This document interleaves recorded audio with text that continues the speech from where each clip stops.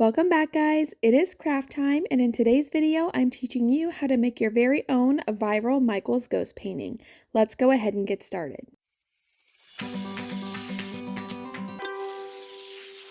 To start off, I'm just going to show you a bunch of different canvases that you can grab to try and make your own. I'm not using those first three small ones, but I thought they were cute from the Michael's little dollar spot. But I am using this wooden canvas and this canvas board. The frame there is from an old canvas I cut off if you wanted to frame that. The last one is the arch and this beautiful wooden circle that I found, and we're going to use all of these in different ways to just show you that there's so much more out there than just the plain old square. I'm starting in on this canvas board, and I'm not actually going to use the frame on it. I just wanted to show you another option that you could. So again, that wooden frame was just a canvas that I had previously cut the canvas off of, and you can do that, paint that frame, stain that frame, and then put it around your picture at the end, and staple that canvas board to it, and that will kind of give it like a finishing look. However, this is kind of just a practice one for me. So I'm starting out with this canvas board. I put a lot of paint on there. Listen, your girl is not used to the canvas board, and I did not process or think through the fact that it will not absorb the paint like the other things that I typically paint with. So ignore me. I'm just going to paint this up. I'm going to kind of make it like a spooky sky. So I went back in and wiped a little bit more orange through the sky. And now I'm going to go ahead and put some stars down. So what I'm going to do with that is I'm just going to use a dab of white acrylic paint. I'm using acrylic paints on this, by the way. And I'm going to use some water. So I'm doing like 1 part paint, 2 parts water. I'm just going to dab my brush down in the paint and water and kind of get it towards really liquidy, and then flick it down. You can use an old toothbrush. I'm using a hard bristled brush or like a stamp brush, and I'm just going to flick that all over. I'm going to let that dry, and we're going to go ahead and paint up the other 2 canvases we're going to use here. So this is a wood canvas that I picked up from Dollar Tree. It was $3 several months ago, so I don't know if the prices have gone up. I'm not going to make you watch me actually paint it, but I did the front, the back, all of the sides, and I'm using black chalk paint on this one. You can go ahead and seal it after it dries on that step, but I'm going to go ahead and do all of mine all at once and seal them at the end. Next step, this beautiful arch wooden one that I picked up. This came from Michael's as well. I thought it was really unique and cute, so we're going to paint it up with that black chalk paint as well, front, sides, and backs, and let it dry.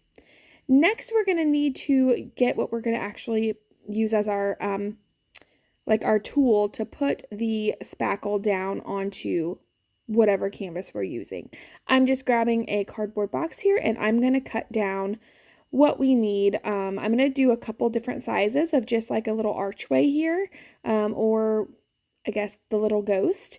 What's important is the size, as in the width and the roundness of your arch. Whatever you want that to look like, that's what you need to worry about. The length of it, you just need to make sure you have enough of it to where you can hold it and kind of push down at the same time without getting your fingers in. So it's more about the width and the shape of the arch. I'm just using this fast drying spackling here.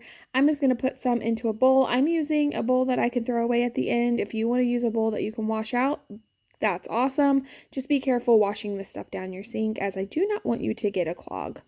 So I'm going to put this in a bowl, and I'm using some acrylic paint, and I'm going to use this to moisten the spackling, as well as like adding in brightening it a little bit, so that it's not as dingy. So I'm just gonna mix this up, and you're looking for like a icing texture, I guess, because you want it to be smooth enough to where when you press down, it just kind of slides off of the cardboard, but not to where it's too runny that it just kind of loses its shape. You need it to hold its shape. If you start to go and it's not just kind of smoothing off of it, you just need to add a little bit more moisture. If you don't want to add more paint, you can always add a little bit of water. So here you're going to see me, I'm using this canvas board because I just want to try this out again. A couple years ago, I did beautiful angel wings using this same technique. I think it was like 3 years ago maybe at this point. And so I've done this before, kind of same technique, but just in a different stature. I'll put that up here on the screen here of the 2 different ones I did. I do have a video if you guys are interested in that. Yeah, you can go check it back out on my channel. But I'm just going to grab the spackling here, and you see I'm getting it not only in the middle, but on the sides of that arch. And I'm just gonna put it down, and you're gonna push slightly and then drag it down. If you push too hard, all of the spackling will shoot out of the top or out of the sides and get probably wider than you're looking for. So you want to push until it slightly starts to come out of the edges of the cardboard, and then start dragging it down, holding that same pressure. And then it'll kind of just like swipe away. So I suggest, again, don't use whatever you want your end product to be. Practice on a canvas board. You can use a canvas too. Just know the spackling's a little bit heavy and it could have like a little bit of a cave to it. So keep that in mind. You might need to brace the canvas. So anyway, you see me here using a popsicle stick. I am just kind of reshaping some of those that did not turn out the way that I really wanted them to, or if like has like a funny edge, or I just wanted it to shape or look a little different. I'm just using that to kind of shape it while it's still wet. So I'm just going down here. You can notice I'm not going in a straight line. We don't want all of our ghosts to be at the same height. So I get my back row kind of set up the way I want, and then I'm coming back in that second row and kind of going in between and offset from the ghosts. I don't want them to be lined up like perfectly. We want kind of them to be staggered, as if you were taking a family photo and you want your head space but to be in between the two people that are in front of you, if that makes sense. So I'm just going to keep doing this over and over, filling in those gaps where I see fit. And as you can see in the background, now that it's dried, it looks like a sky. It's got some stars in the background. I just want to show you guys that there's more to this than just a plain black background, though I do love that look. You can do whatever you want. You can paint it all up. Add some new stuff. So we're going to practice on this, and I just want to kind of show you guys the technique. I would, again, suggest you guys doing some practicing so you get it down so that you can make some really beautiful art with this. All right, moving forward, we're just going to do this over and over until we get towards the end. I don't want to talk you guys to death, but I do want to be thorough so that you guys understand what I'm doing and how I'm doing it. So I'm working down the page, and as I get to the end, I'm just going to keep doing it as if the ghosts kind of come off the picture. So you just kind of see like the little heads peeking up. And another thing you want to keep in mind when you're doing this is that you want to put eyes on it at the end. So make sure you're kind of leaving room on their little heads for you to add their eyes in at the end. So yeah, okay, as I'm getting to the edges, I'm not really worried about it going off the edges at all. At the end, you can kind of wipe the edges while it's wet and get any of the excess off that you need.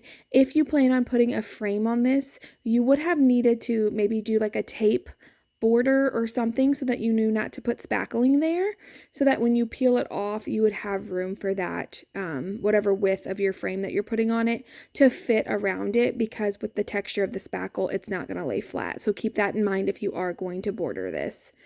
All right, you see me, I finished up here. I'm just going to set this off to the side and let it dry. I ended up letting mine dry, I think 24 hours, if not more, just because of timing. So if you want to just go back and feel yours, it does get nice and hard, so you don't have to worry about it crumbling off, and you should be able to do whatever you want with it after that.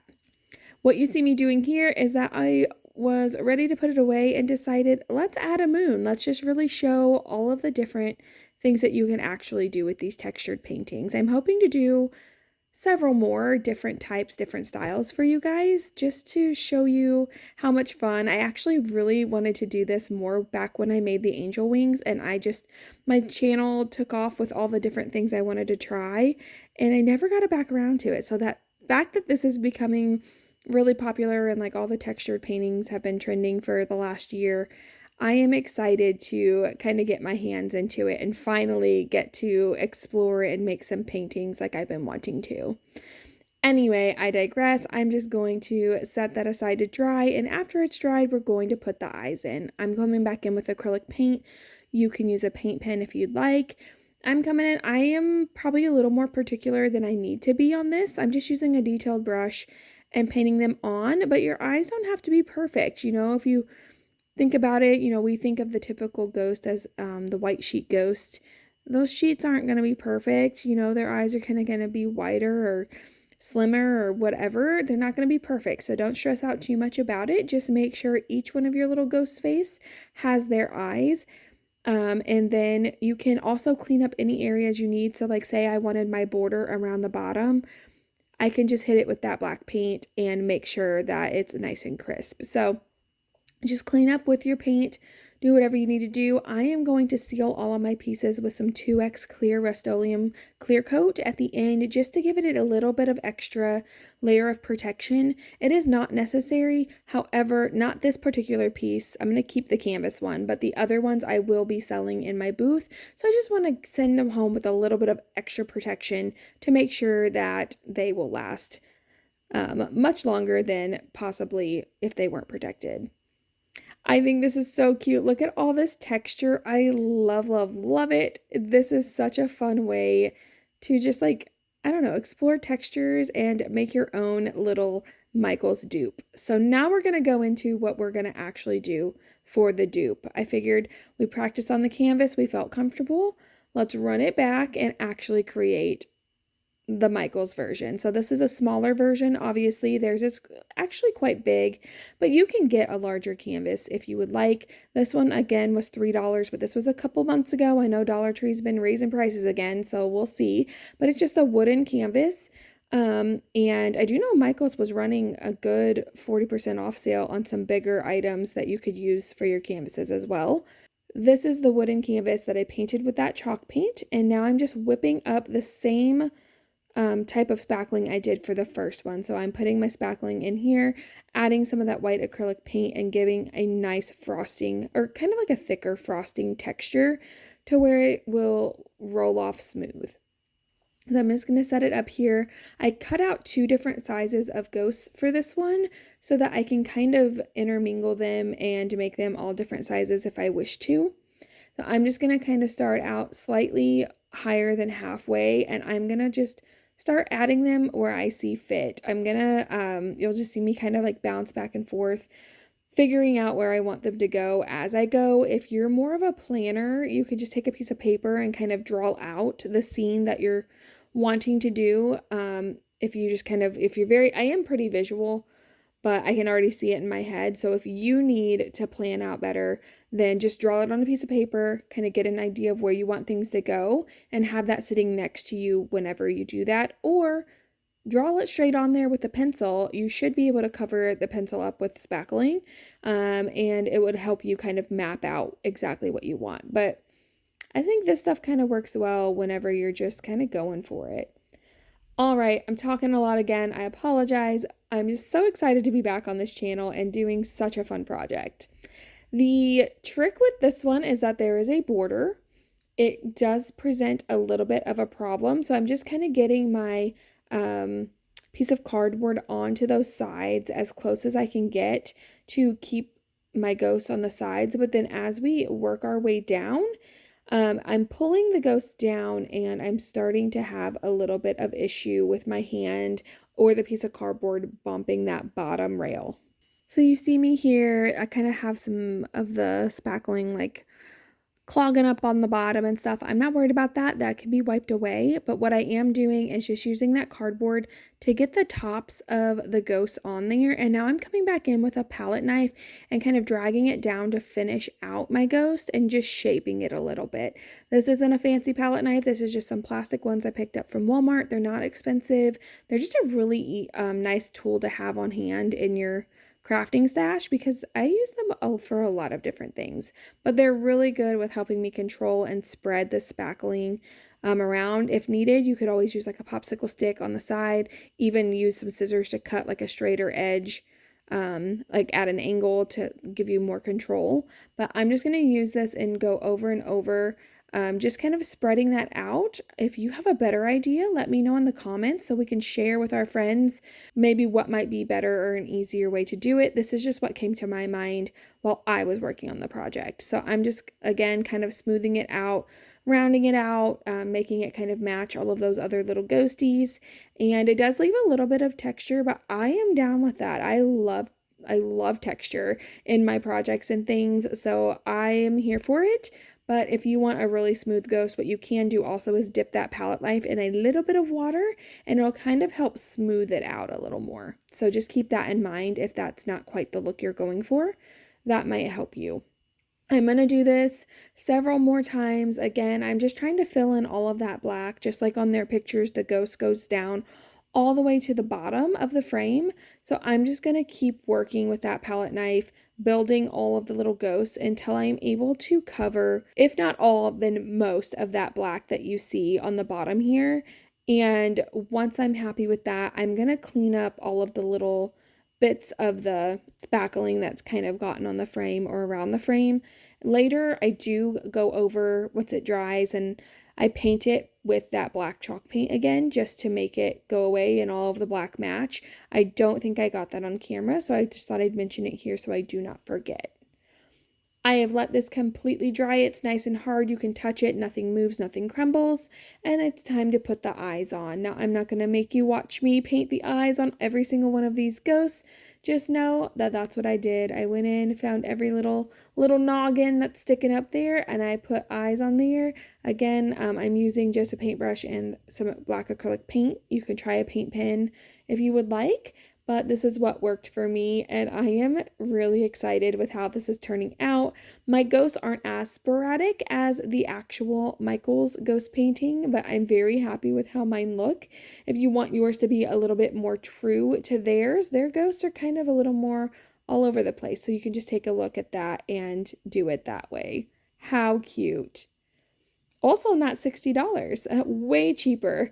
So moving right along, being inspired by this, you know that I have to put my own twist on things. I don't like just being like everyone else. So I pulled that arch piece that I had picked up, and in my head, I just pictured a little ghost floating it right in the middle of it, but I wanted it to be a little bit more of an elegant piece. So again, I grabbed some cardboard to make, our tool that we will be using, and I cut it down to the size that I wanted it to be. I mixed up that white spackling again, just like I did before. And you can see me putting it on here. And if you notice, I'm really heavy on the top of that arch, but didn't really get spackling around those edges fully. And that is why my first swipe here was so thin. I didn't fully get it on the tool that I'm using here. So that is what happened. But I'm just going to go back in and right there, I should have stopped at the first three, like swiping it once down the middle, once to the left, once to the right to get that shape. I should have stopped with it at that point because now I'm starting to pull it back off of this canvas. I say canvas, it's a piece of wood. We're all on board. We know what I'm talking about. All right, so what I'm doing is I'm taking a spackling knife. This came from that same set. It's a little longer. I'm dipping it in water, and I am just kind of smoothing out that spackling. I'm pulling out the excess that's kind of built up at the top. Not all of it, because I do want it to be thicker up there than at the bottom, but I'm just shaping my ghost here. I want her to kind of be floating. I want little pieces of, fabric in my head, it's fabric. Her little ghostly bits at the bottom to be kind of sporadic and flowy. So I'm just going to keep working this piece with this palette knife. You do not want to use too much water. It'll turn to mush and it will stop holding its shape. So just please be aware of that. But I'm just lightly brushing this down the top, leaving some good texture, but flattening it out, rounding the top, straightening the sides, and then flaring it out at the bottom. And then I'm using that point on that palette knife to kind of make these points at the end. And I'm just kind of letting them fade out whenever I get to the bottom. I'm really working it down there. So once that's done, before it dries, I'm adding some white glitter. I want her to glitter and shine. You do not have to do this step if you don't want to, but make sure you do it when it's wet if you do.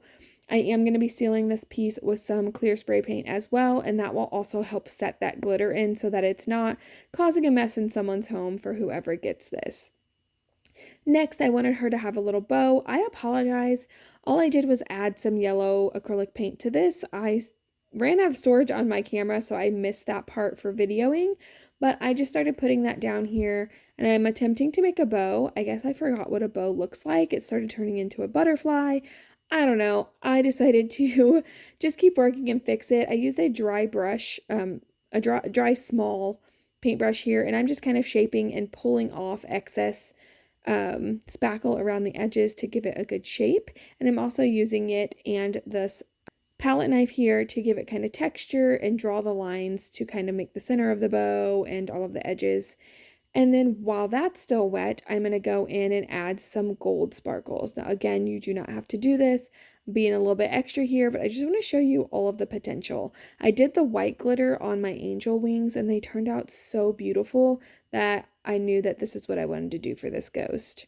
I'm coming back in with that black chalk paint now that this is dry, and I am just painting away those edges just to kind of reshape some of it where I got a little messy, or where maybe spackling got that I didn't want it to be, and just kind of, again, clearing it up, making the edges a little bit more crisp and more, I don't know, intentional, I guess might be the word. And then I'm gonna let that paint dry, and then once that paint dries and I'm happy with the shape of everything, I'm just gonna come back in and do her eyes. And with her eyes, I'm just kind of winging it. I didn't go in with a full plan, so I paint them on here and I thought I liked them. So I did go ahead and move on from this step. So I painted an oval and then I colored it in and kind of just worked on my shape from there to see where I liked them, and I thought I did. So I moved on. I'm using my 18 karat gold Krylon gold leaf pen. I love these paint pens. They are the brightest, shiniest, most coverage metallic pens that I've ever used. If you have a better one, let me know about it, but I love these pens. You can find them in my affiliate links down in the description. But I'm using this to trace the bow, pop out some of those details, just kind of pull it together and make it look a little bit more complete, a little bit more intentional. And then I'm also going to be using this for the edges of the wood. Now at this point, while I'm looking at it, I'm looking at the bow, I realized that the eyes are just slightly too small, so off camera I did make them slightly larger. I'm just rubbing the edge and putting it right in the middle of the tip of this, and I'm just running it along the edge of that wood. And I'm not going to go back. I'm just going to go over it once, so if it kind of is a little sparse, I'm going to stick with that because she's ghostly. She's, she's a little weathered, so I'm okay if it's not completely covered on this, but it does such a great job. It's just going to pop those edges, pop that detail, make her nice and elegant, and I love her. Moving on, we have another idea. This is not my original idea, but I'm just doing it my way. I saw someone else, I think his name is Mr. Crafty Pants. I saw it on his Facebook. I hope I'm not a liar, but I'm pretty sure that's who it was. And he did this and he did pumpkins and I loved them. So I'm using the Pretty Wood round one from Michael's to do that. So I'm starting out by using some Waverly antiquing wax and I'm going to stain it so that that's the background. I don't know, it felt right. I didn't want it to be black. So I did that. This does have screws in the back, so you can remove the two pieces if you don't want to work around the frame. I was feeling a little bit lazy and a bit rushed, so I just went ahead and did it right on top, set it aside and let it dry. And I'm going to start mixing up my spackling. So I don't know how other people do it. I think I've seen some, I'm pretty sure with him, he painted, I think he did the orange and I think he painted his stems. I'm just tinting all of my spackle. I need to stop worrying about other people. I'm worried about me right now. Okay, focused. I am mixing up some orange spackling here, and then I'm going to add a little bit of red acrylic paint too to darken it just slightly because I want two different tones of oranges. They're not going to be drastically different, just a tiny bit different. I don't know, some people's eye might not be able to pick it up, but it made me feel better. So I mixed up the one, just a slightly darker tint. And then for the other one, I only did orange in there, so it's a little bit lighter. And I'm just going to switch back and forth between those on my project and kind of intermix them. That hopefully it will give it a little bit more definition outside of just the texture, and maybe the colors will work together as well. So if you see here, I had already cut out my little cardboard pieces. And I thought, why don't we try a pumpkin top? That would be so cute. Instead of just a rounded top, let's do, like the little hump shape of the pumpkin on the top where the stem goes. So I'm going to start down here, and it didn't cover great. So I'm like, well, we'll just wipe it off. We'll, add a little bit more. That's terrible. Look at it, guys. Not every idea is a good one. We're just going to scrape it off as carefully as possible. And we're going to cut out some new little rounded ones, just like we did for the ghosts, only they're going to be wider this time because we do want it to be a pumpkin. So I'm just going to start out with that rounded one, and the same thing as it goes. We're going to push down to where it starts to kind of come out the top and then drag it down. We don't want to squish it all out, but we just want to do that. Same technique, only not as long. So I'm not pulling and dragging down as long because I want it to be wider than it is tall. I'm going to do this over and over again, staggering them, not making them in a perfect horizontal. We want them to kind of be up and down as if they're just in a big pile out in the field. So that's what my goal is here.